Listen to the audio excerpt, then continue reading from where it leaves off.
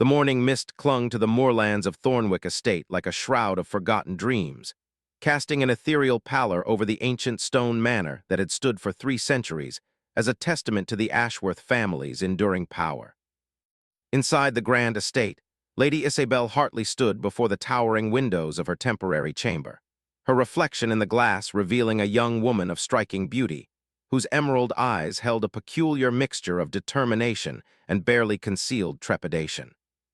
At 23, she possessed the kind of refined elegance that turned heads in London's finest ballrooms, with raven hair that cascaded in carefully arranged curls, porcelain skin that spoke of aristocratic breeding, and a figure that her modest traveling gown could not entirely conceal. Yet on this gray October morning in 1848, none of her considerable assets brought her comfort, for today she would marry a man who despised her very existence. The circumstances that had brought Isabel to this moment were as complex as they were cruel, woven from threads of family obligation, financial desperation, and the cold machinations of aristocratic survival. Her father, the once prosperous Earl of Hartley, had gambled away the family fortune in a series of disastrous investments and ill-advised wagers that had left the Hartley estate mortgaged beyond redemption. The debts had accumulated like winter snow, silent and suffocating, until creditors began circling like wolves around wounded prey. Isabel's younger sisters, Caroline and Sophia, faced the prospect of being cast into society without dowries, their chances of respectable marriages evaporating like morning dew. Her mother had taken to her bed with nervous exhaustion, unable to face the social ruin that loomed before them.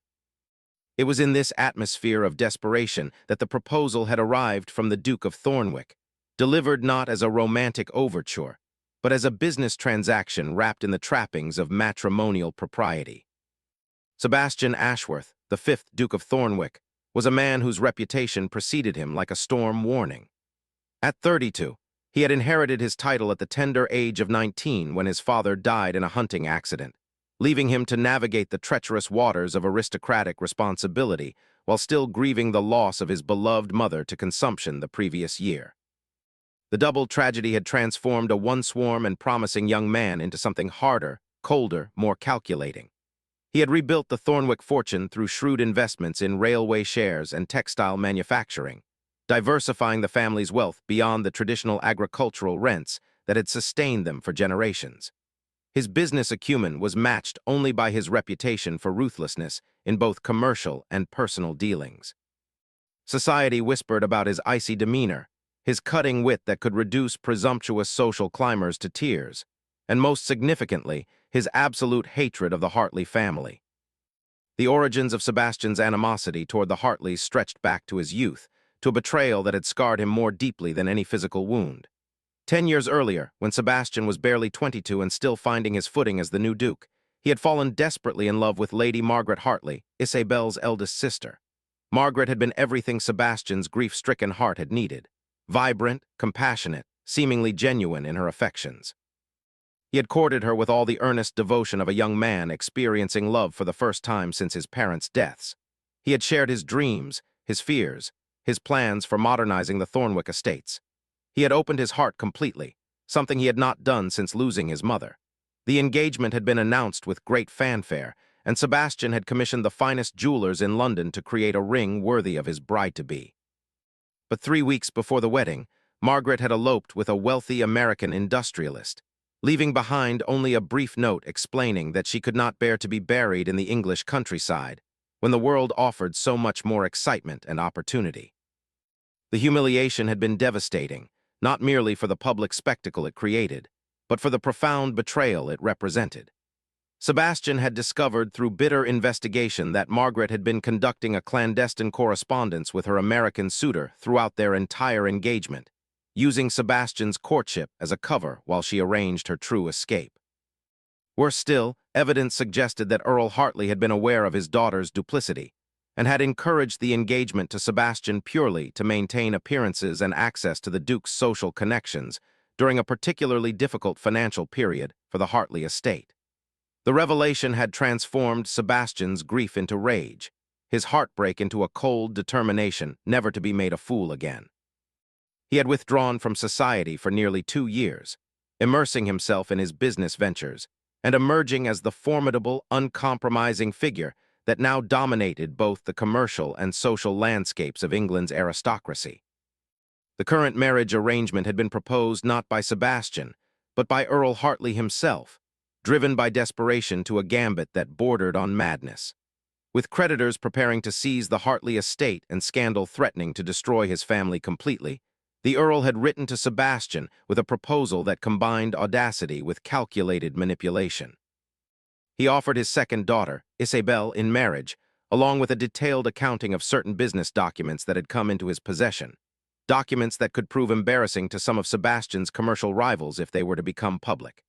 The implication was clear: marry Isabel and gain both a suitable duchess and the destruction of potentially damaging materials, or refuse and watch as those documents found their way into less friendly hands while the Hartleys' ruin became complete. It was blackmail dressed in the language of matrimonial alliance, and Sebastian had recognized it immediately for what it was. What Earl Hartley had not anticipated was Sebastian's response. Rather than reject the proposal outright or submit to the blackmail with resentment, Sebastian had accepted with chilling pragmatism, but on his own terms. He would marry Isabel and save the Hartley family from financial ruin, but the marriage would be one in name only. Isabel would become Duchess of Thornwick and enjoy all the material comforts that position entailed, but she would receive none of the affection, companionship, or respect that might normally accompany such a union. She would live in his house but not in his heart, share his name but not his confidence, exist in his world but forever remain an outsider. It would be a marriage designed to punish not just Isabel but her entire family, a daily reminder of their dependence on his grudging charity. The contract he had drawn up was explicit in its coldness. Separate chambers, minimal public appearances together, no expectation of heirs unless absolutely necessary for the succession. It was a prison sentence disguised as a rescue, and Isabel had no choice but to accept. Isabel herself had only learned the full extent of her family's machinations 2 weeks before the wedding, when her father finally confessed the desperate circumstances that had led to this arrangement. The revelation had shattered her remaining illusions about her family's integrity and her own autonomy. She had known her father was in financial difficulties, but the depth of his desperation and his willingness to sacrifice her happiness so completely had been a devastating blow. Even more painful was the knowledge that Sebastian's hatred of her family was not without justification. Margaret's betrayal had been cruel and calculated, and while Isabel had been only 13 at the time and innocent of any involvement, she now bore the burden of her sister's sins in Sebastian's eyes. She was to be punished for crimes she had not committed, married to a man who saw her as nothing more than a living embodiment of everything he had learned to despise about the Hartley family. The ceremony itself was an austere affair, stripped of the joy and celebration that typically accompanied aristocratic weddings.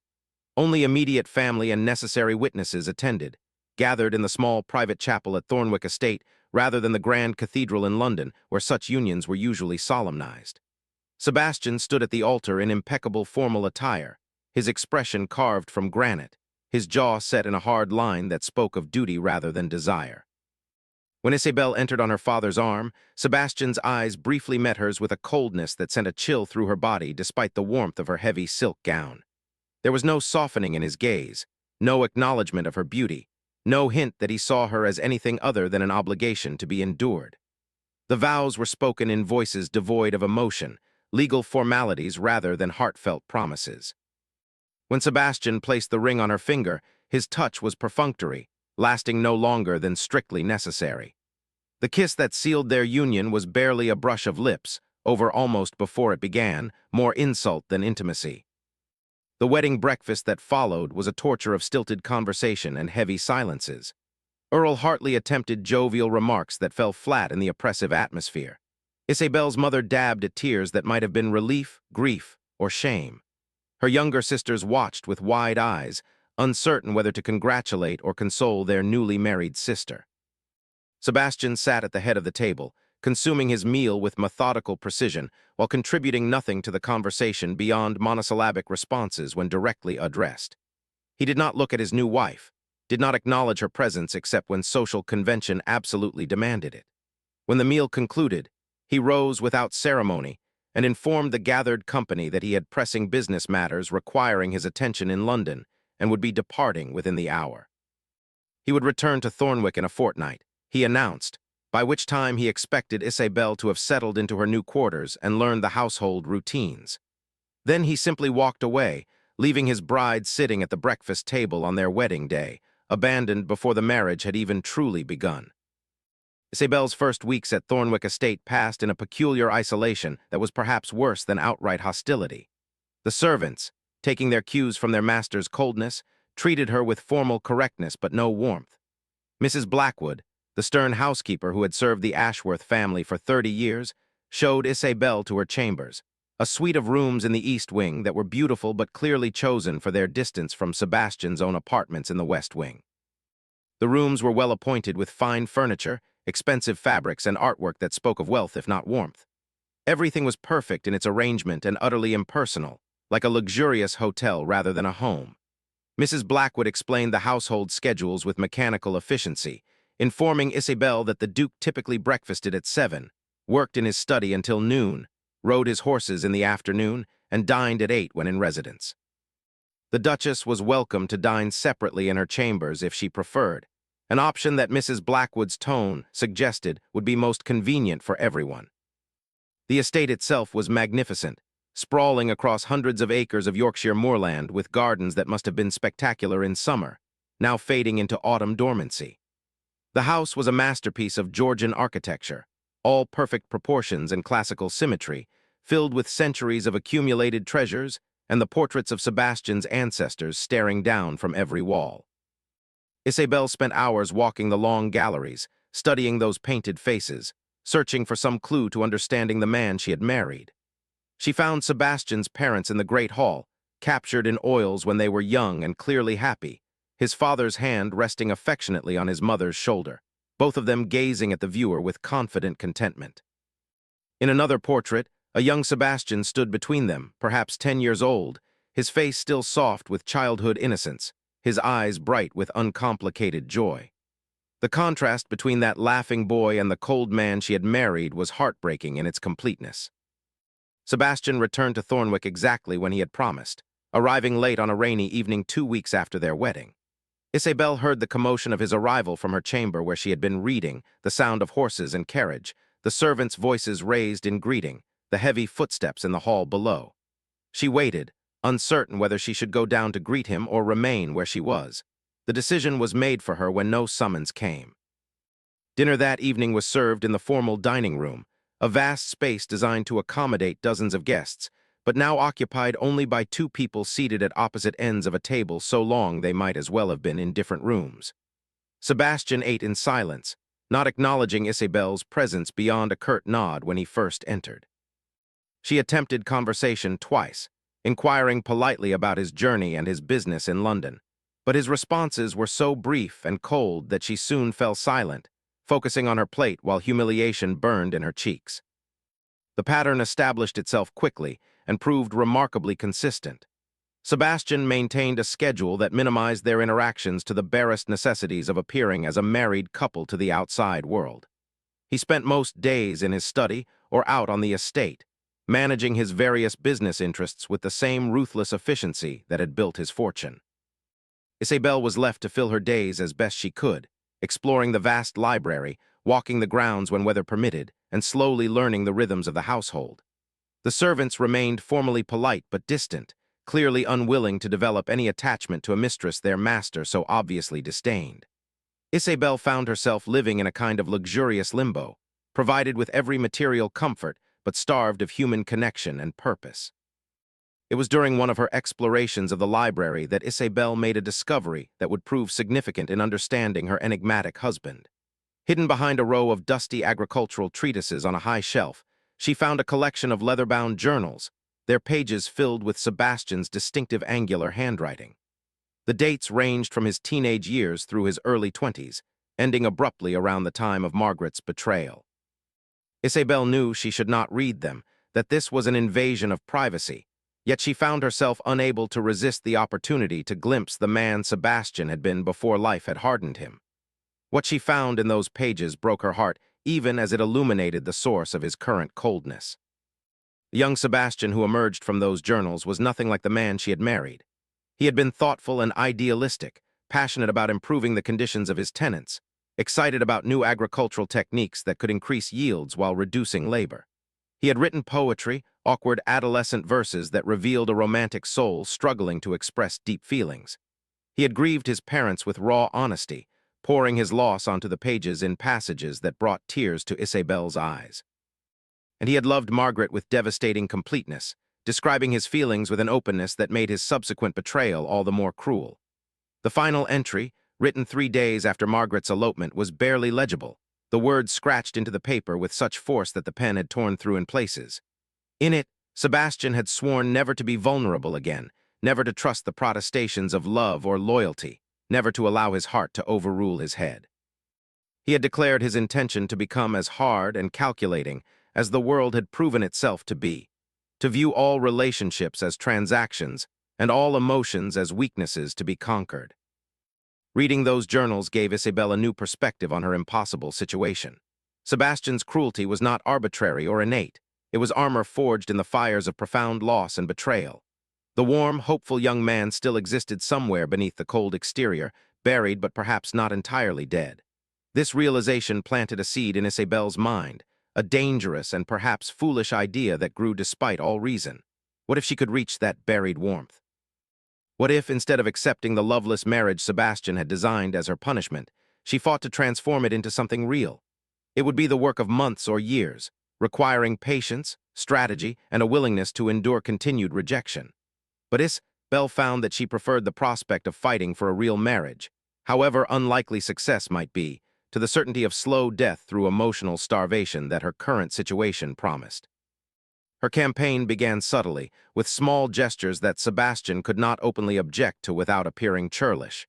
She began leaving books she thought might interest him in his study, selected from her own reading with brief notes explaining why she thought he might enjoy them. She made no demand for acknowledgement or gratitude, simply left them and waited. She started taking her morning tea in the conservatory that overlooked the gardens, knowing that Sebastian passed through there on his way to the stables each morning. She never attempted to waylay him or force conversation, simply sat reading or writing letters, offering him a polite nod if their eyes met. She began playing the pianoforte in the music room in the evenings, knowing the sound would carry to his study. She chose pieces carefully, avoiding anything too romantic or sentimental, instead playing the complex Bach fugues and Mozart sonatas that required technical precision. She wanted to demonstrate her competence, her discipline, her ability to master difficult things, not to seduce with saccharine melodies. Sebastian's response to these overtures was initially one of studied indifference. He ignored the books, did not alter his morning routine to avoid the conservatory, and showed no reaction to the music that filled the evening hours. Yet Isabel noticed small signs that her presence was not as invisible as he pretended. The books she left began to migrate from where she placed them, suggesting they had been picked up and examined if not actually read. His path through the conservatory began to slow slightly, his steps hesitating just perceptibly when she was present. Once, she thought she caught a glimpse of him standing in the hallway outside the music room, listening, though he vanished before she could be certain. These tiny cracks in his armor of indifference were enough to sustain Isabel's hope and fuel her determination to continue. The first real conversation between them came 6 weeks into their marriage, precipitated by a crisis that forced Sebastian to acknowledge Isabel's presence beyond mere formality. A fire had broken out in one of the tenant cottages on the far edge of the estate, and while it had been quickly contained, the family living there had lost most of their possessions, and the cottage itself was uninhabitable. The steward had brought the news to Sebastian, who was preparing to make the usual arrangements for temporary housing and compensation when Isabel, who had overheard the conversation, appeared in his study doorway. "Your Grace," she said formally, using the title that maintained distance between them, "might I be permitted to assist with the family's immediate needs? I understand there are children who will require clothing and supplies." Sebastian looked up from the papers he had been reviewing, his expression one of surprise that she would involve herself in estate matters. "This is not your concern, madam," he said coldly. "The steward and I will make the necessary arrangements." But Isabel stood her ground, her chin lifting slightly in a gesture of polite defiance. "With respect, your Grace, as mistress of this household, the welfare of the people on this estate is very much my concern. I do not seek to interfere with your management, But surely there are aspects of this situation where a woman's perspective and assistance would be valuable, particularly regarding the children's needs and the mother's comfort. The logic of her argument was unassailable, and Sebastian found himself in the uncomfortable position of either accepting her help or appearing unreasonably obstinate. He studied her for a long moment, his expression unreadable, before giving a curt nod. "Very well. You may coordinate with Mrs. Blackwood regarding appropriate supplies, but do not make commitments beyond immediate necessities without consulting me first." It was a grudging concession, laden with restrictions and mistrust, but it was also the first acknowledgement that Isabel had any legitimate role to play at Thornwick beyond merely bearing his name. Isabel threw herself into the task with an energy and competence that surprised everyone, perhaps even herself. She organized not just the immediate relief for the displaced family, but established a more systematic approach to emergency assistance across the estate. She inventoried the household stores to identify surplus items that could be redistributed, worked with Mrs. Blackwood to create ready supplies of essential items that could be quickly deployed in future crises, and even began learning about the various families on the estate so she could better understand their individual circumstances and needs. The tenants, initially suspicious of this new duchess who came from a family with a tainted reputation, began to warm to her genuine concern and practical assistance. Word spread that the duchess had personally visited the burned cottage, had sat with the distressed mother and calmed her crying children, had rolled up her sleeves to help sort through the salvageable items. She was not merely playing at charity from a safe distance, but genuinely engaging with the reality of their lives. Sebastian observed these developments with conflicted feelings he would never have admitted. He had expected Isabel to be like her sister Margaret, concerned only with social pleasures and personal advancement, willing to abandon duty for excitement. Instead, she demonstrated a work ethic and genuine compassion that challenged his preconceptions. When Mrs. Blackwood mentioned in passing that the new duchess had reorganized the household charity supplies without increasing expenses, and had even identified wasteful practices that were costing the estate money, Sebastian found himself reluctantly impressed despite his determination to maintain emotional distance. When his steward reported that tenant morale had noticeably improved since the duchess had begun her visits, Sebastian found his carefully constructed image of Isabel as merely another self-serving Hartley beginning to develop uncomfortable cracks. The winter brought a cold that seemed to seep into the very stones of Thornwick Estate, and with it came an incident that would shift the dynamic between Sebastian and Isabel in ways neither anticipated. Isabel had been visiting one of the more remote tenant cottages when a sudden storm blew in, the temperature plummeting and snow beginning to fall with unexpected intensity. By the time she realized the danger and started back toward the main house, visibility had dropped to nearly nothing and the wind had risen to a howling gale. She lost the path, disoriented by the whiteout conditions, and found herself struggling through snowdrifts that seemed to appear out of nowhere. The cold bit through her cloak with vicious intensity, and she realized with growing fear that she might not make it back before the darkness and temperature made survival impossible. It was Sebastian who found her, riding out into the storm when she failed to return at the expected time.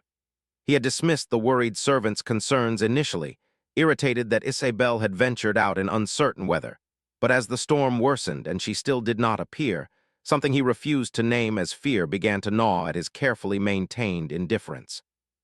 He had saddled his horse despite the steward's protests about the dangerous conditions and ridden out toward the cottages she had been visiting, calling her name into the wind. When he finally spotted her stumbling through the snow, her lips blue with cold and her movements becoming uncoordinated, he experienced a jolt of alarm that caught him completely off guard. He dismounted and reached her in 3 long strides, catching her as her legs buckled beneath her. "You little fool," he said harshly, but his hands were gentle as he lifted her onto his horse and mounted behind her, wrapping his cloak around them both as he turned toward home. The ride back was a blur for Isabel, consciousness fading in and out as the cold that had seeped into her bones refused to release its grip. She was vaguely aware of Sebastian's arms around her, holding her secure against his chest, of his voice close to her ear urging her to stay awake, of the warmth of his body providing an anchor against the numbing cold. When they finally reached Thornwick, Sebastian did not wait for servants but carried her himself into the house, shouting orders for hot water, blankets, and the doctor. He brought her not to her distant chambers in the East Wing, but to his own rooms, laying her on his bed while Mrs. Blackwood and the maids worked to remove her frozen clothing and warm her with heated stones wrapped in flannel. The doctor arrived and examined her with concern, warning of the dangers of severe cold exposure, and instructing that she must be kept warm and watched carefully through the night for signs of fever or complications. It was Sebastian who insisted on maintaining that vigil himself, dismissing Mrs. Blackwood's offer to sit with the patient. He pulled a chair close to the bedside and settled in to watch, his expression unreadable as he studied Isabel's pale face against the pillows. She drifted in and out of sleep, occasionally murmuring incoherently, once crying out from what must have been a nightmare. Each time she stirred restlessly, Sebastian's hand would reach out almost involuntarily, his fingers brushing her forehead to check for fever or smoothing the hair back from her face. He told himself it was merely the responsibility any decent person would feel for someone in their care, that his concern was no different than what he would show for any tenant or servant who had suffered an accident. But in the dark, quiet hours of that long night, watching her breathe, grateful for each steady rise and fall of her chest, Sebastian was forced to confront the uncomfortable truth that his feelings about Isabel had become far more complicated than the simple hatred he had intended to maintain. When Isabel woke the following morning, weak but clear-headed, she found Sebastian asleep in the chair beside the bed, his head tilted at an awkward angle, dark circles under his eyes testifying to his sleepless night. The sight of him there, his harsh features softened by exhaustion, something in his posture suggesting a vulnerability he would never show when awake, touched something deep in Isabel's heart. This was not the action of a man who felt nothing but contempt. Whatever walls Sebastian had built around his heart, they had cracks large enough for care to seep through, whether he acknowledged it or not. As she watched him sleep, Isabel felt her resolve strengthen. The man she had glimpsed in those old journals, the man capable of deep feeling and genuine connection, was not dead but merely buried. And if there was any chance of reaching him, of transforming their cold arrangement into something real, she would take it, no matter how long or difficult the journey might prove to be. The weeks following Isabel's near-death experience in the snowstorm marked a subtle but unmistakable shift in the atmosphere at Thornwick Estate.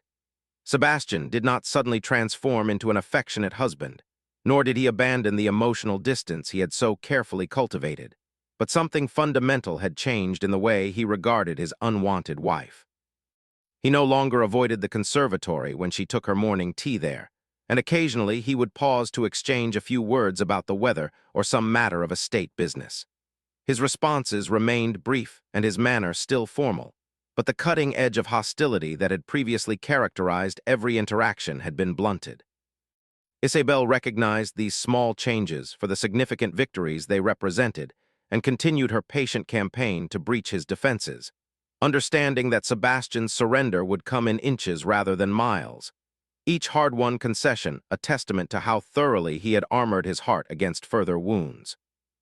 First genuine conversation of substance between them occurred on a bitter February afternoon when Isabel discovered Sebastian in the library, surrounded by estate ledgers and correspondence, his expression dark with frustration. She had entered seeking a book and would have quietly withdrawn upon finding the room occupied, but something in his posture, the tense set of his shoulders and the way his hand gripped his pen as though it were a weapon rather than a writing instrument, prompted her to pause.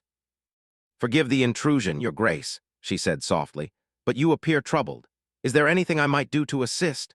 Sebastian looked up sharply, clearly about to deliver one of his characteristic dismissals, but something in Isabel's expression, genuine concern without any trace of prying curiosity or presumptuous familiarity, made him hesitate. He studied her for a long moment before sighing and gesturing to the papers spread across the desk. "The mill in the village," he said, his tone weary rather than hostile, "has been losing money for 3 consecutive quarters. The equipment is outdated, the management is incompetent, and the workers are threatening to strike over wages I cannot afford to raise without improvements to productivity. If I close it, 40 families lose their livelihoods. If I continue operating at a loss, I jeopardize other ventures that support even more dependents." He paused, seeming surprised at himself for sharing such information with her. "It is a problem without a satisfactory solution, and I find myself quite thoroughly frustrated by the entire situation." Isabel moved closer, studying the ledgers with genuine interest rather than feigned concern. Her father, for all his faults, had insisted his daughters understand financial matters, believing that ignorance made women vulnerable to exploitation. She had a better head for numbers than most society ladies would ever admit to possessing. "May I?" she asked, gesturing toward the ledgers. Sebastian nodded, watching with barely concealed skepticism as she bent over the accounts, her finger tracing down columns of figures, occasionally pausing to compare entries across different months. After several minutes of silent study, she straightened and met his gaze directly. "Your problem is not primarily the equipment or the management, though both certainly require attention," she said with quiet confidence. "Your problem is that you are producing textiles for a market that no longer exists in the quantities it once did. The London merchants who were your primary buyers have shifted their purchasing to Manchester manufacturers who can produce at lower cost due to economies of scale. You cannot compete on price, so you must compete on something else entirely." Sebastian's eyebrows rose slightly, the first sign of genuine interest he had shown in any opinion she might offer. "And what would you suggest?" he asked, his tone still skeptical but no longer dismissive. Isabel returned her attention to the ledgers, pulling out several sheets and arranging them before him. "Your highest quality production runs, the ones using the finest wools and most skilled workers, actually turn modest profits even in small quantities. The losses come from your attempts to compete in the mass market where you have no advantage. What if you abandoned volume production entirely and focused exclusively on luxury goods? There is always a market among the wealthy for superior quality, and they pay premium prices that would more than offset the reduced output. You would need fewer workers but could pay them better wages for their specialized skills. The equipment would require less frequent replacement because the production demands would be less intensive. And you would establish Thornwick Textiles as a mark of distinction rather than merely another manufacturer competing on price." The logic was sound, and Sebastian found himself genuinely considering the proposal despite his instinct to reject anything suggested by a Hartley. He studied the figures again, running calculations in his mind, testing her thesis against his understanding of the market. After a long silence, he nodded slowly. "It has merit," he admitted grudgingly. "Significant merit, actually. The transition would be complex and carry risks, but the fundamental strategy is sound." He looked at Isabel with an expression that was not quite respect, but was certainly closer to it than anything she had seen from him before. "You have a head for business, madam, an unexpected quality in someone of your background and gender." The comment was not entirely a compliment, carrying as it did the implication that he had expected her to be frivolous and incompetent, but Isabel chose to focus on the acknowledgement rather than the insult. "My father, whatever his other failings, believed his daughters should understand financial matters," she replied evenly. "He used to say that a woman without knowledge of accounts was at the mercy of every man who claimed authority over her money. It was perhaps the most useful thing he ever taught me." Something flickered in Sebastian's eyes at this oblique reference to her father's failures, a recognition perhaps that Isabel had suffered from Earl Hartley's incompetence and poor judgment as much as anyone, that she too was a victim of circumstances beyond her control rather than merely a willing participant in her family schemes. It was a small shift in perspective, but significant, the first crack in the wall of collective judgment that had made her guilty by association with her father's debts and her sister's betrayal. Over the following weeks, Sebastian began consulting Isabel on various estate matters with increasing frequency. What started as tentative requests for her opinion on household economies gradually expanded to include discussions of tenant relations, investment strategies, and even some of his more complex business ventures. Isabel proved herself consistently insightful, offering perspectives that Sebastian, for all his acumen, had not considered. She had a gift for understanding human motivations that complemented his grasp of financial mechanics, and together they formed an unexpectedly effective partnership in managing the estate's affairs.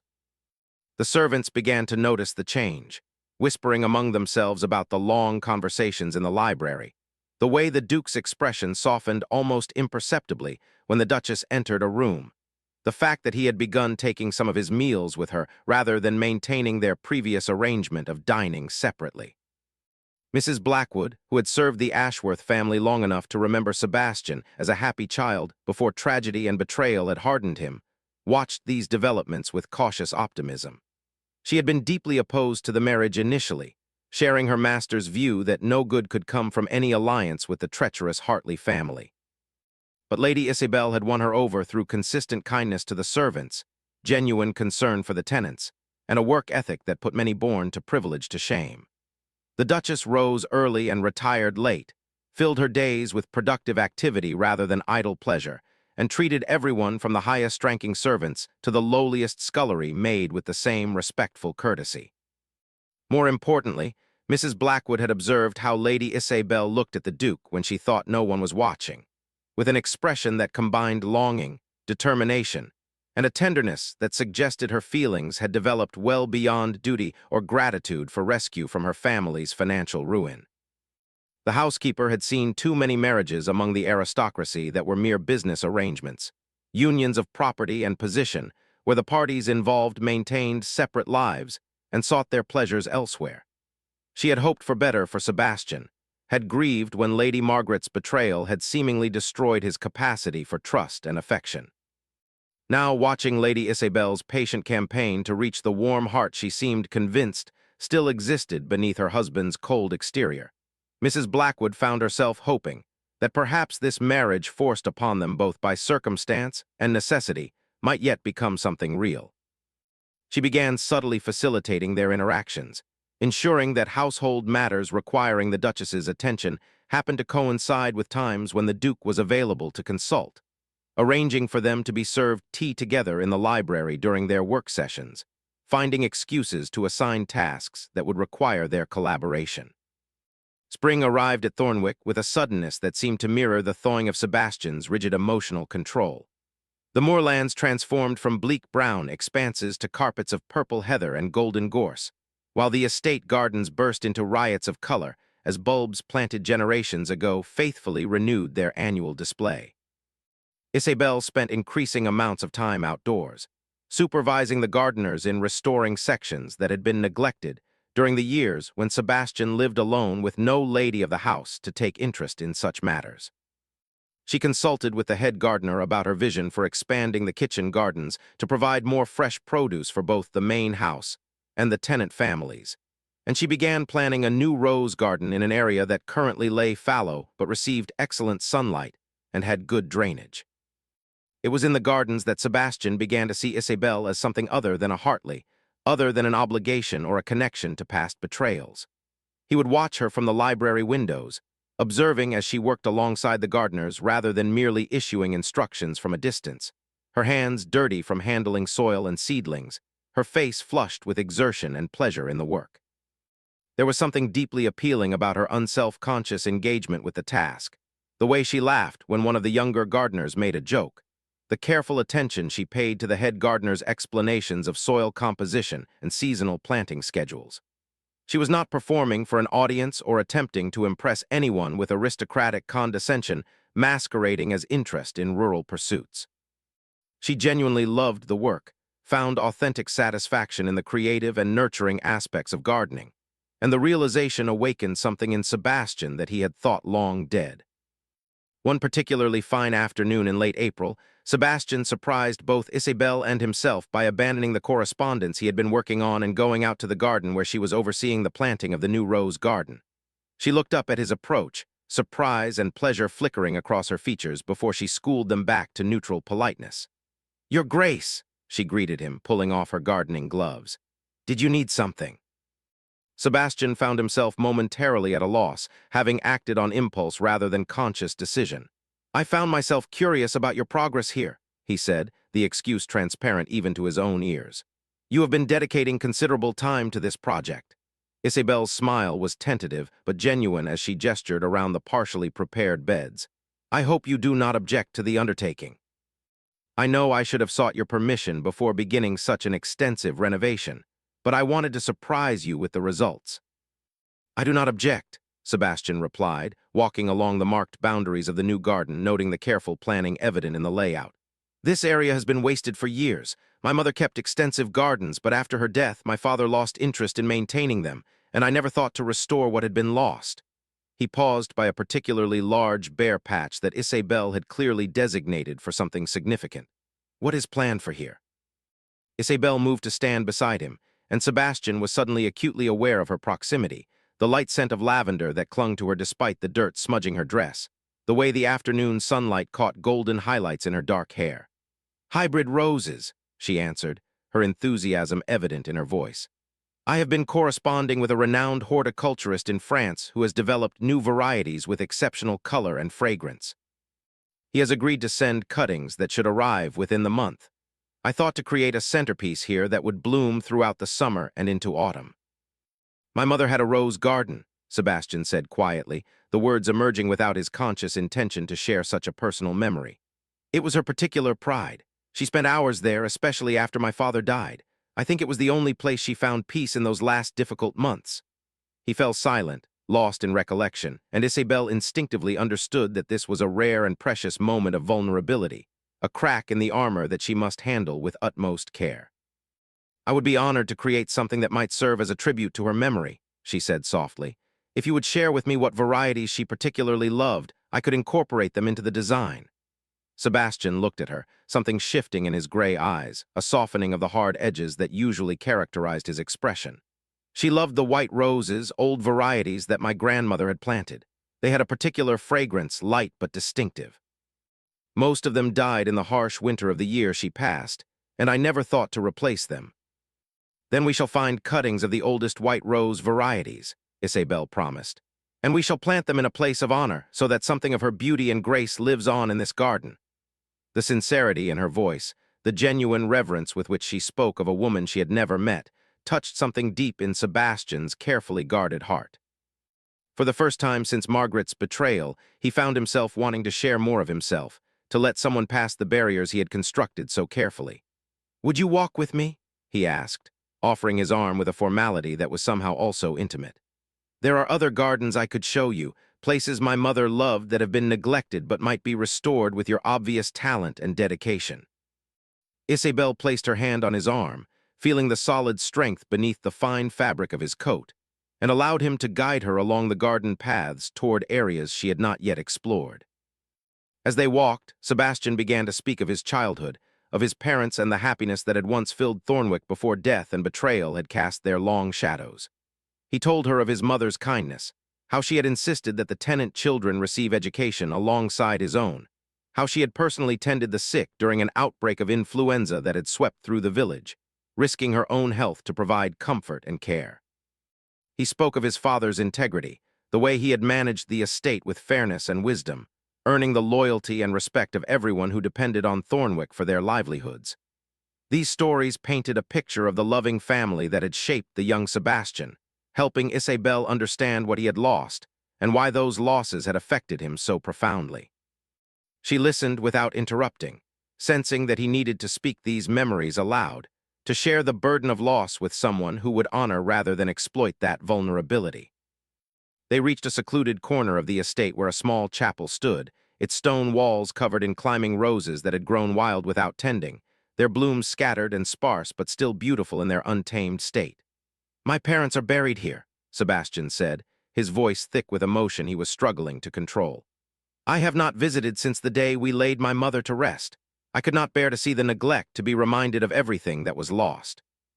Isabel looked at the overgrown cemetery, at the two matching headstones barely visible through the encroaching vegetation, and felt her heart break for the lonely man beside her who had carried his grief alone for so long. "We could restore this place," she said gently. "Not to erase the years of loss, but to honor the memory of what was. They deserve better than to be forgotten, and you deserve a place where you can come to feel close to them without pain." Sebastian's hand covered hers where it rested on his arm, the first voluntarily affectionate gesture he had made toward her since their wedding day. "Would you help me?" he asked, his voice barely above a whisper. "I find I cannot face this alone, but with you, perhaps I could bear it." The restoration of the chapel grounds became their shared project over the following weeks, a labor of love that brought Sebastian and Isabel closer than any amount of forced social interaction could have achieved. They worked side by side, clearing the overgrown vegetation, repairing the damaged stonework, replanting the gardens around the family plots with flowers that bloomed in succession so that there would be color from spring through autumn. As they worked, Sebastian continued to share memories, his stories ranging from joyful reminiscences of childhood adventures to painful recollections of his parents' final days and his own helpless grief. Isabel listened and offered her own stories in return, speaking honestly about her complicated feelings toward her family, her love for her sisters tempered by resentment at being sacrificed to solve problems she had not created, her anger at her father's irresponsibility balanced by pity for a man whose failures had destroyed everything he had built. These conversations created an intimacy between them that neither had anticipated, a genuine understanding and acceptance that went far deeper than physical attraction or convenient partnership. Sebastian found himself thinking about Isabel constantly, looking forward to their time together, feeling incomplete when circumstances kept them apart for more than a few hours. He began to recognize the signs of what he had sworn never to feel again. He was falling in love with his wife. The realization terrified him, awakening all the old fears of vulnerability and betrayal. Yet he found himself powerless to stop the inexorable pull of his heart toward this woman who had proven herself so different from what he had expected, who had shown him that not all Hartleys were cut from the same cloth as her sister Margaret, who had demonstrated through consistent action that some people could be trusted with one's heart without destroying it. For Isabel, the growing closeness brought its own mixture of joy and anxiety. She could see Sebastian softening toward her, could feel the development of genuine affection between them, yet she also sensed his fear, the way he would sometimes pull back abruptly when their conversations became too personal, the wariness in his eyes when he caught himself being too open with her.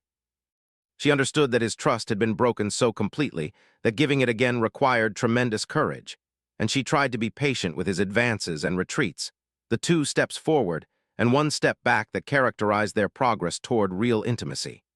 Yet she also longed for more than this careful détente, yearned for him to love her openly rather than fighting against his feelings every step of the way. The marriage that had begun as mutual imprisonment was transforming into something precious, but that transformation remained incomplete, held back by Sebastian's fear of repeating past mistakes. The turning point came on a warm June evening when Thornwick hosted its first significant social event since Sebastian's marriage. Several neighboring families had been invited for dinner, an occasion that would require Sebastian and Isabel to present themselves publicly as a united couple rather than the barely cordial strangers most of society assumed them to be. Isabel had dressed with particular care, choosing a gown of deep emerald silk that complemented her coloring and made her eyes appear even more striking than usual. Her hair was arranged in an elaborate style that had taken her lady's maid over an hour to perfect, with small white roses woven through the dark curls. When she descended the stairs to join Sebastian in the drawing room before their guests arrived, she found him standing by the window, magnificent in his formal evening attire, and for a moment they simply looked at one another across the room. Sebastian felt as though he had been struck by lightning, seeing Isabel not as the unwanted wife forced upon him, or even as the capable partner she had proven herself to be, but as a beautiful, desirable woman who commanded his complete attention and awakened feelings he had thought forever extinguished. She was breathtaking, and the realization that she was his wife, that she shared his name and his home and potentially could share his life in all its aspects if he could find the courage to allow it, hit him with overwhelming force. He crossed the room to her, moving without conscious thought, driven by an impulse he did not fully understand. "You look extraordinary," he said, his voice rough with emotion he could not quite conceal. "I find myself quite speechless, which is not a condition I experience often." Isabel's cheeks flushed with pleasure at the compliment, the first truly personal one he had offered her. "Thank you, Your Grace. I hope to present well for your sake, to demonstrate that your choice of wife was not entirely unfortunate." "Isabel," Sebastian said, using her given name for the first time since their wedding day, "I must tell you something before our guests arrive, before I lose my nerve or my ability to speak honestly." He took her hands in his, holding them gently but firmly, as though anchoring himself through the connection.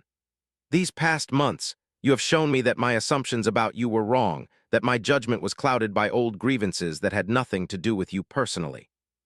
You have been patient with my coldness, kind despite my cruelty, constant in your efforts to make this marriage something more than the punishment I designed it to be. You have breached defenses I thought impregnable, reached parts of my heart I thought dead, and made me feel things I swore I would never feel again."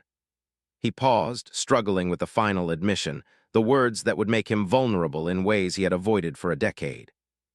"I find myself in love with you, Isabel, genuinely and completely in love, and I am terrified by it because I gave my heart once before and had it shattered. But I am also more terrified of losing you, of continuing to hold you at arm's length and watching you eventually give up on reaching me.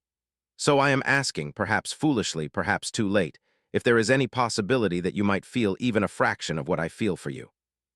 Isabel's eyes filled with tears, happiness overwhelming her careful composure. "Sebastian," she said, her voice breaking with emotion, "I have been in love with you for months, since long before I had any reason to hope you might return my feelings. I read your journals, the old ones from before Margaret's betrayal, and I saw the man you had been, the capacity for love and joy that still existed beneath the armor you had built. I determined then that I would reach that man or spend my life trying, because a marriage without love was a prison I could not bear." She moved closer, closing the small distance between them. "You are not foolish, and it is not too late. We have the rest of our lives to build something beautiful together, to create the marriage neither of us expected but both of us deserve." Sebastian pulled her into his arms, holding her against his chest, feeling her heart beating in rhythm with his own. And for the first time in 10 years, he allowed himself to believe that perhaps happiness was possible, that perhaps some risks were worth taking, that perhaps he could trust again without being destroyed. Their kiss was interrupted by the arrival of their first guests, but the interruption did not matter because everything had changed between them. The evening passed in a blur of dinner conversation and social pleasantries, but throughout it all, Sebastian and Isabel were acutely aware of each other, exchanging glances across the table that spoke volumes, finding excuses to stand close together, touching hands when they thought no one was watching. The guests noticed the change, commenting among themselves about the obvious affection between the Duke and Duchess, speculating that perhaps the marriage had been a love match all along rather than the business arrangement society had assumed. When the evening finally ended and the last guests departed, Sebastian took Isabel's hand and led her to his chambers, not with the cold duty of securing an heir, but with the passionate tenderness of a man claiming his beloved wife for the first time. Their marriage was consummated at last not by obligation, but by desire, not in coldness but in warmth, not as punishment, but as celebration of the love that had grown between them against all odds and expectations. The transformation of Sebastian and Isabel's marriage from cold arrangement to passionate love became the talk of Yorkshire society within weeks of that pivotal evening. Neighbors who had pitied the young Duchess trapped in a loveless union now watched with amazement as the Duke and Duchess appeared together at every social function, Sebastian's hand perpetually at the small of Isabel's back, his eyes following her movements with unmistakable adoration. The change in Sebastian himself was perhaps even more remarkable than the obvious affection between the couple. The cold, forbidding Duke who had terrorized business rivals and intimidated social climbers with his icy demeanor had softened into a man capable of laughter, of easy conversation, of genuine warmth toward those around him. His tenants noticed the difference first, finding him more approachable when they brought concerns or requests, more willing to listen to their perspectives rather than simply dictating solutions. His business associates discovered a negotiating partner who was still shrewd but no longer needlessly cruel, someone who could drive a hard bargain without humiliating those on the other side of the table. Even his servants remarked on the change, whispering among themselves about how the Duke would sometimes be found in the kitchens joking with the cook, or pausing to inquire after a footman's sick mother, small gestures of humanity that would have been unthinkable from the man he had been before Isabel breached his defenses. For Isabel, the months following their reconciliation brought a happiness so complete it sometimes frightened her with its intensity. She had entered marriage expecting nothing beyond material comfort, and the satisfaction of saving her family from ruin, had dared to hope for companionship and respect, but had received instead a love that exceeded her wildest imaginings. Sebastian was not merely affectionate, but demonstrative in ways that shocked those who had known him during his years of emotional isolation. He would seek her out during the day simply to steal a kiss, would arrange his schedule to ensure they took their meals together, would spend hours in conversation with her about everything from estate management to philosophy to their dreams for the future. He confided in her completely, sharing not just the practical details of his business ventures, but his fears and uncertainties, his hopes and ambitions, the parts of himself he had hidden even from his closest associates. He made her a true partner in every aspect of his life, consulting her judgment on major decisions, trusting her instincts when they conflicted with his own initial impulses, and publicly crediting her influence when ventures she had advised proved successful. The restoration of the chapel and its grounds became a symbol of their transformed relationship, a physical manifestation of how they had taken something neglected and broken and made it beautiful again through patient collaboration. On the anniversary of Sebastian's mother's death, he and Isabel held a small memorial service there, inviting the tenants who had known and loved the late Duchess to share their memories and celebrate her life. Sebastian spoke for the first time in a decade about his mother without pain overwhelming the love, describing her kindness and wisdom with tears in his eyes, but also with a smile on his lips, finally able to remember her fully rather than simply grieving her absence. Isabel stood beside him throughout, her hand in his, her presence a steady anchor that allowed him to be vulnerable without fear. After the service, as they walked back to the main house through gardens now blooming with the roses his mother had loved, Sebastian pulled Isabel close and whispered against her hair, "You have given me back not just the ability to love, but the ability to remember love without being destroyed by its loss. You have healed wounds I thought would bleed forever." The question of an heir, which had been deliberately avoided in their original marriage contract, arose naturally from their deepened intimacy. By late summer, Isabel discovered she was carrying Sebastian's child, news that filled them both with a joy neither had anticipated. Sebastian became almost comically protective, insisting that Isabel reduce her activities despite her protests that pregnancy was not an illness, hovering over her with concern that was touching even as it occasionally bordered on suffocating. He consulted every physician within 50 miles, read every medical text he could find on maternal health, and drove the household staff to distraction with his demands that everything be perfect for his wife's comfort. Isabel bore his anxious attention with amused patience, finding his worry endearing evidence of how completely he had abandoned his earlier coldness. When she would tease him about his excessive concern, he would pull her close and admit with uncharacteristic vulnerability that he was terrified of losing her, that she had become so essential to his happiness that the thought of anything happening to her was unbearable. The baby, a healthy son born on a snowy December morning, was named Edmund Sebastian Ashworth, carrying his father's name and also, significantly, the name of Sebastian's own father, a deliberate choice to honor the past while embracing the future. Sebastian wept openly when the midwife placed his son in his arms, all pretense of ducal dignity abandoned in the face of overwhelming emotion. He held the tiny infant with trembling hands, studying every feature as though memorizing them, and when he looked up at Isabel, exhausted but radiant in the bed, his expression held such complete love and gratitude that no words were necessary. "Thank you," he finally managed to whisper, "for giving me back my life, for teaching me to hope again, for loving me when I did everything possible to make myself unlovable. You are the best thing that ever happened to me, and I will spend the rest of my days ensuring you never regret choosing to fight for our marriage, rather than accepting the coldness I tried to impose." The christening of young Edmund brought the extended families together for the first time since the wedding, and it was an occasion that tested how completely Sebastian had truly healed from past wounds. Earl Hartley arrived with Isabel's mother and sisters, his manner subdued by the knowledge that he owed everything to his son-in-law's grudging mercy. Isabel had maintained correspondence with her family throughout her marriage, her letters carefully edited to avoid distressing Sebastian with too much contact with people he had reason to resent. But she had made clear to her father that any future relationship would depend entirely on his behavior and Sebastian's willingness to forgive.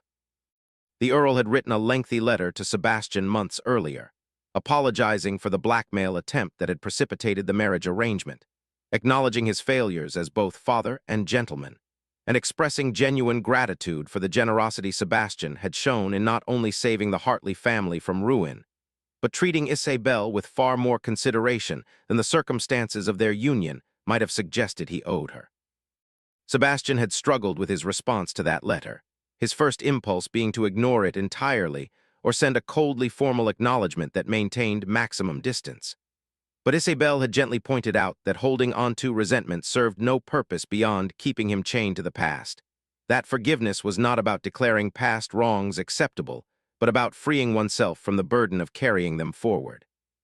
She did not excuse her father's behavior or ask Sebastian to pretend the blackmail had not occurred, but she did suggest that perhaps the Earl deserved an opportunity to demonstrate whether he had learned from his mistakes. Sebastian had eventually penned a carefully worded response that acknowledged the apology without offering complete absolution, making clear that any relationship with the Hartley family would exist solely for Isabel's sake and would be contingent on continued evidence of reformed behavior. It was not forgiveness, precisely, but it was a willingness to move forward, which was perhaps as much as could reasonably be expected. The christening itself proceeded without incident, though Sebastian remained coolly formal with Earl Hartley throughout the proceedings, his manner making clear that trust would not be easily won.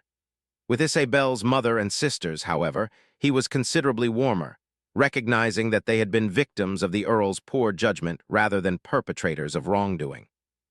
Young Caroline and Sophia had grown into lovely young women during the months since the wedding, and Sebastian found himself engaging in conversations with them about their interests and prospects, even offering to sponsor their debuts in London society when the time came. The gesture moved Isabel deeply, demonstrating as it did that Sebastian's love for her extended to genuine concern for her family's welfare, that he was capable of separating his justified anger at her father from his treatment of her innocent sisters. The true test of Sebastian's transformation, however, came not from the Hartley family but from an unexpected quarter. Lady Margaret Hartley, Isabel's eldest sister and Sebastian's former fiancée, returned to England after 8 years abroad, her American marriage having ended in scandal and financial disaster. She appeared at Thornwick unannounced one autumn afternoon, her once celebrated beauty faded by hardship and poor choices, her expensive clothes unable to conceal the desperation in her eyes. She requested an audience with Sebastian, claiming she had traveled from London specifically to seek his forgiveness and to see the family she had abandoned. Isabel, who had been in the gardens when Margaret arrived, returned to the house to find her sister in the entrance hall, and the reunion was strained and complicated, years of silence and hurt creating a chasm that polite greetings could not bridge. Sebastian's reaction to Margaret's appearance was not what Isabel had feared. She had worried that seeing his former love might awaken old feelings, that Margaret's presence might remind Sebastian of why he had built his emotional walls so high in the first place, that the woman who had once devastated him might somehow threaten the happiness they had built together. Instead, Sebastian looked at Margaret with something closer to pity than anger, seeing not the idealized figure who had haunted his memories, but a broken woman who had pursued excitement and glamour only to discover too late that such things provided no lasting satisfaction. He agreed to speak with her, but only with Isabel present, making clear through this condition that his wife was his partner and confidant, that there would be no secrets between them, that whatever conversation occurred would be shared completely. In Sebastian's study, with Isabel seated beside him in a gesture of unity that spoke volumes, Margaret made her case. She apologized for her betrayal, admitting that she had been young and foolish, dazzled by the American's promises of adventure and luxury, unable to appreciate what she had in Sebastian until it was far too late.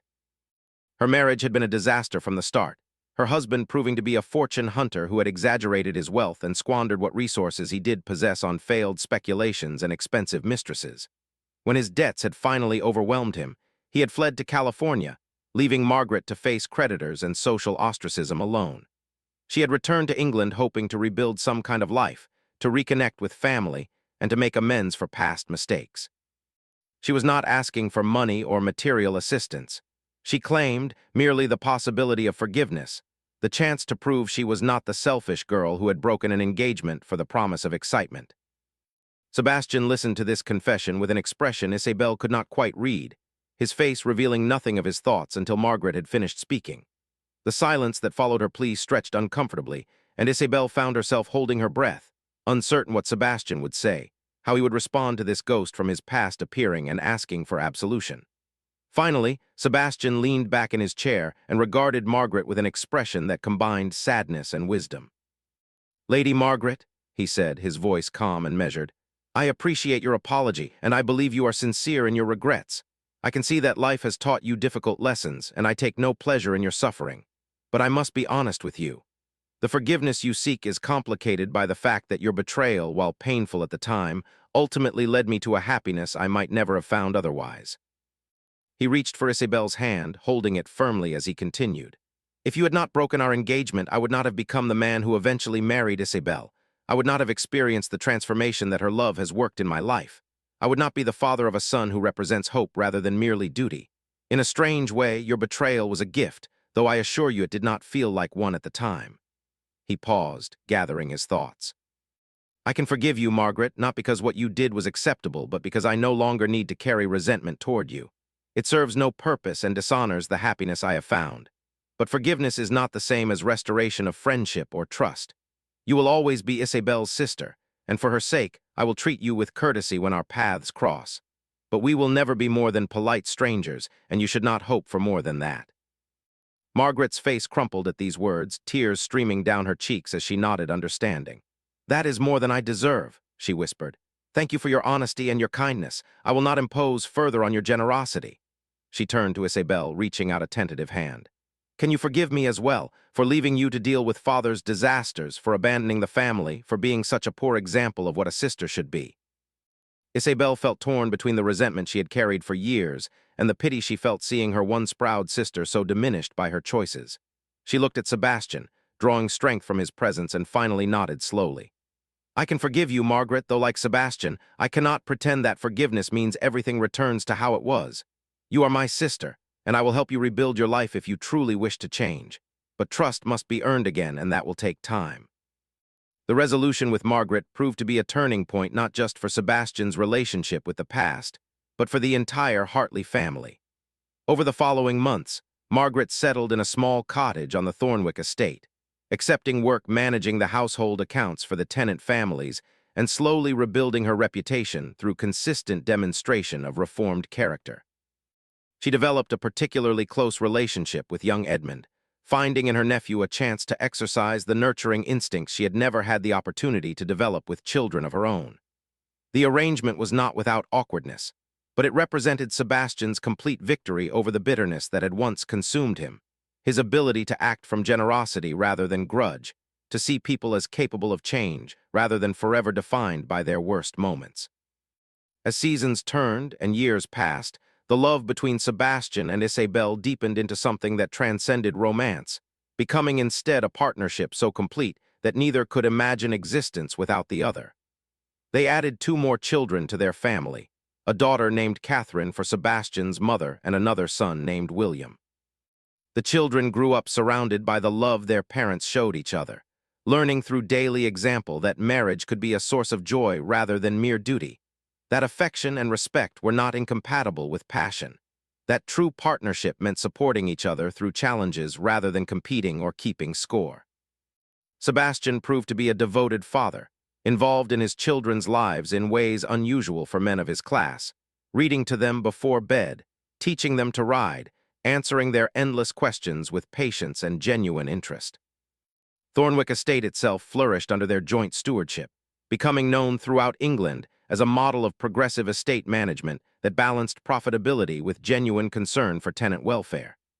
The innovations Isabel had suggested for the textile mill had proven spectacularly successful, establishing Thornwick fabrics as premium products sought by the wealthiest consumers. The profits from this venture funded improvements across the estate, new cottages for tenant families, a school that provided education for all children regardless of their parents' ability to pay, a cooperative system that allowed tenants to share in the estate's prosperity.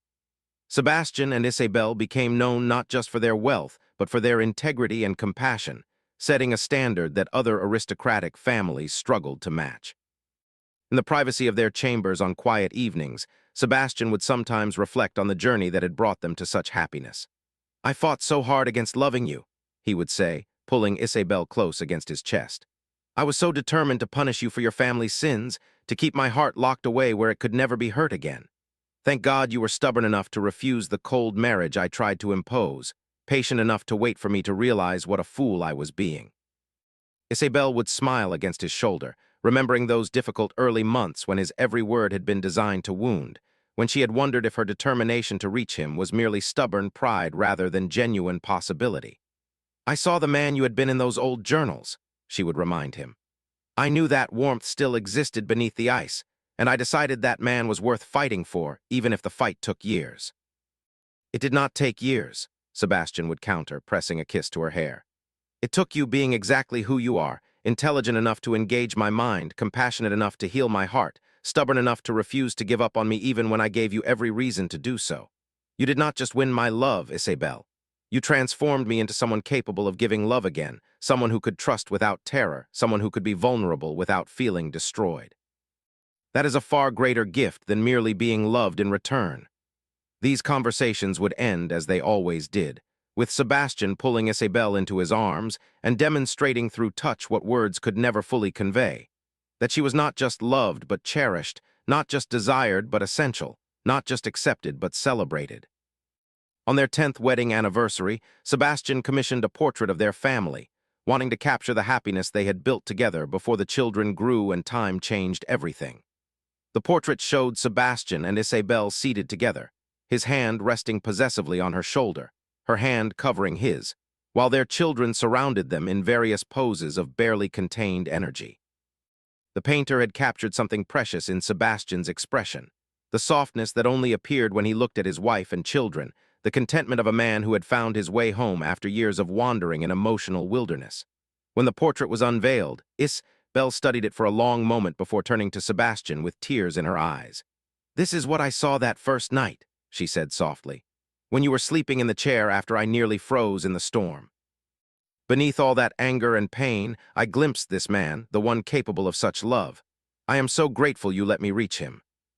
Sebastian pulled her close, uncaring that the painter and servants were watching, and kissed her with a passion that time and familiarity had not diminished. "I am the grateful one," he murmured against her lips. "You saved me, Isabel, from a half-life of bitter isolation. You showed me that past betrayals did not have to define my future, that love was worth the risk of pain, that opening my heart again was not weakness but the greatest courage. You married a duke who hated you, and through sheer determination and grace, you brought him to his knees." He smiled at her, that warm, unguarded smile that she alone could evoke. "I am on my knees still, metaphorically if not literally, humbled by your love and grateful every day that you chose to fight for us rather than accepting the cold marriage I tried to impose." The years continued to be kind to them, bringing the normal challenges of life, but nothing that could shake the foundation they had built together. They faced crop failures and financial setbacks, childhood illnesses and adolescent rebellions, the deaths of aging servants and the grief of losing friends. Through it all, they remained united, facing challenges as a partnership rather than as individuals struggling alone. When Sebastian's business ventures required him to travel, Isabel accompanied him when possible, turning trips to London or Edinburgh into adventures they could share.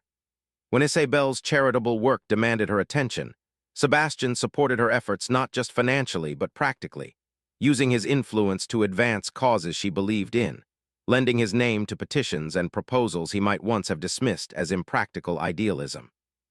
Their marriage became legendary in their social circle, held up as an example of what aristocratic unions could be when built on genuine affection rather than mere advantage.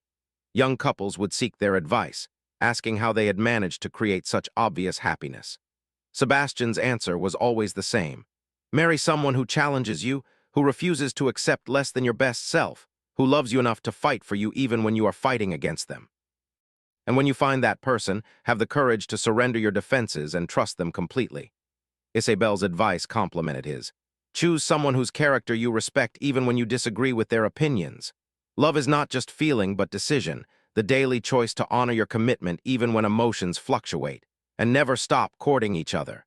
Marriage should not be the end of romance but its fullest expression.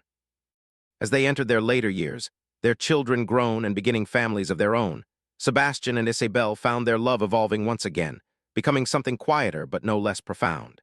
They would sit together in the restored gardens, hands intertwined, watching grandchildren play among the roses that bloomed each summer. Sebastian's hair had gone silver, distinguished rather than aged, while Isabel's beauty had matured into elegance that turned heads even in her 50s.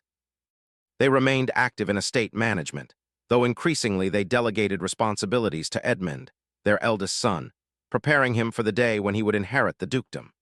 But their real legacy was not the wealth they had accumulated or the estate they had improved, but the example of love they had provided, the proof that even marriages born of necessity and begun in coldness could become unions of genuine devotion if both parties had courage and commitment. On quiet evenings, Sebastian would sometimes return to his study where Isabel's portrait hung beside his desk, painted during the early years of their marriage when her beauty was at its peak. He would study that younger face, remembering the woman who had entered his life as an unwanted obligation and transformed it into something more beautiful than he had imagined possible. Then he would leave the study and seek out the real Isabel, finding her perhaps in the library with a book or in the conservatory tending her beloved plants, and he would pull her into his arms for no reason beyond the sheer pleasure of holding her close. "I love you," he would say, words he had once sworn never to speak again, but now offered freely and frequently. "Yesterday, today, tomorrow, and always." And Isabel would smile against his chest, secure in the knowledge that she had achieved what once seemed impossible. She had married a duke who hated her, and through patience, love, and sheer stubborn determination, had brought him to his knees in surrender to a love that would last a lifetime and beyond. A story of redemption, forgiveness, and the transformative power of unwavering love.